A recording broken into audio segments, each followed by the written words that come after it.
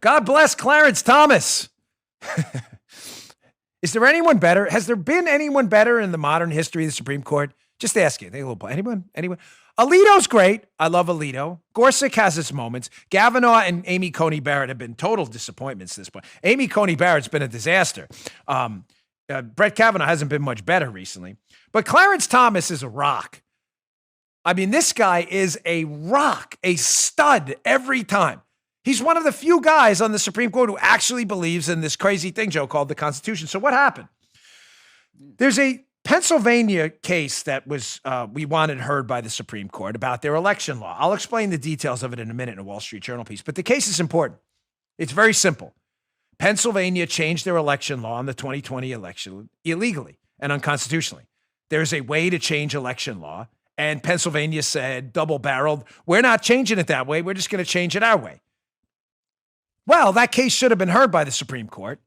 Now it won't be, because Gorsuch, Alito, and Clarence Thomas thought it should, and the other justices on the Supreme Court, including Kavanaugh, Amy Coney Barrett, and others, and the liberals were like, nah, we don't need to hear important things like, Joe, election law changes that are unconstitutional. No.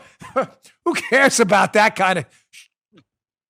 That election law, we'll change it when we want. Constitution, smonstitution. So here's Clarence Thomas's dissent, because the majority said, we're not going to hear that case about unconstitutional Pennsylvania law changes. And it is just another Clarence Thomas beauty. Someone needs to put together a book of Clarence Thomas dissents. Here it is. Quote, Clarence Thomas. I'm sorry, folks. This is great. Cherish every word of this, because this man's not going to be around forever, and the country's going to be a far worse place without him. Clarence Thomas. Quote, one wonders what this court waits for. We failed to settle this dispute before the election and thus provide clear rules. Now we again fail to provide clear rules for future elections. The decision to leave election law hidden beneath a shroud of doubt is baffling. By doing nothing, we invite further confusion and erosion of voter confidence. Our fellow citizens deserve better and expect more of us. I respectfully dissent. Folks, on a very serious note, this guy's a national hero. All the junk and garbage this icon of American jurisprudence has had to put up with over decades, Clarence Thomas. The racist, disgusting, filthy attacks on this man. The grotesque.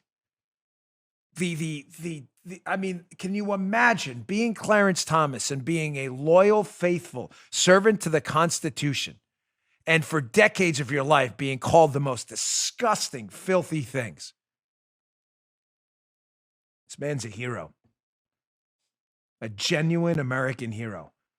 And when he's gone, this country, there's not going to be a replacement. I want to thank Alito and Gorsuch too, but Clarence Thomas's dissent, that one paragraph, is a thing of beauty. So Clarence Thomas is basically saying, so Pennsylvania illegally and unconstitutionally changed their election laws right before the election. They didn't want to decide anything, the Supreme Court, before the election, because they were like, Joe, the election hasn't happened, so there's no standing. And then after the election, the Supreme Court, outside of Thomas and the other smart ones, Alito and Gorsuch, their logic after the election, Joe, was, well, the election's already over and it wouldn't have changed anything. So Thomas is like, well, okay, the gavel, the ruling is in. What the hell's the point of the Supreme Court? So there's a constitution that dictates how we should change election laws. Before the election, Pennsylvania ignored it.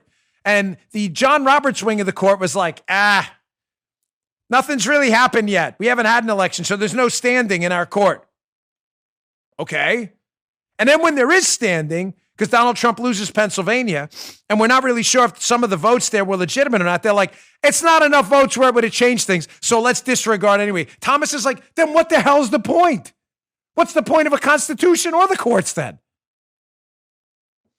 The man's a genius. But I promised Guy I would not spend too much time on any one subject. So what happened in the case? The Wall Street Journal has it summed up pretty nicely today, their editorial board. The court won't end election anarchy. The justices demur on a case over Pennsylvania's 10,000 late ballots. Keep in mind, it's the Wall Street Journal. They're not even like right-leaning anymore. They're at best centrist. And even they're like, what's the purpose of the Supreme Court if they're not going to decide this case? Here's what happened. Quote, Wall Street Journal, the Constitution gives state legislatures the power to decide the, quote, manner of elections. But courts and officials last year ignored the black letter law. Joe, clear as day, the Constitution, state legislatures have the power, not the courts and not other bureaucrats. You clear on that? Not hard, right, Joe? Pretty clear. The Constitution says, well, Pennsylvania ignored that.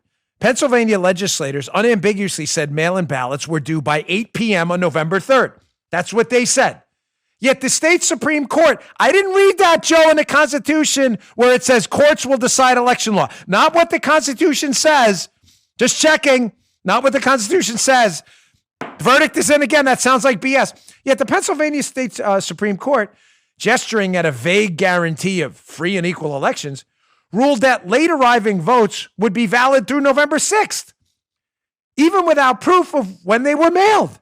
Well, that's weird because that's not what the legislature in Pennsylvania said.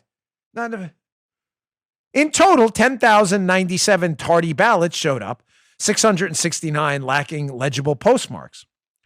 That's plenty to create havoc in a tighter election.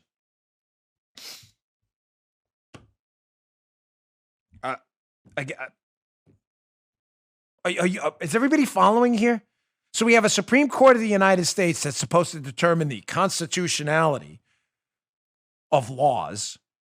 We have law based in our Constitution that the state legislatures determine the, quote, manner of elections. The Pennsylvania Supreme Court says, again, double-barreled, we don't really care what the Constitution says. We're going to change the law ourselves.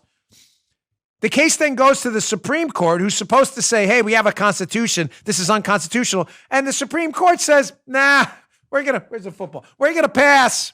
Thank you. Thank God for Clarence Thomas saying, no thanks.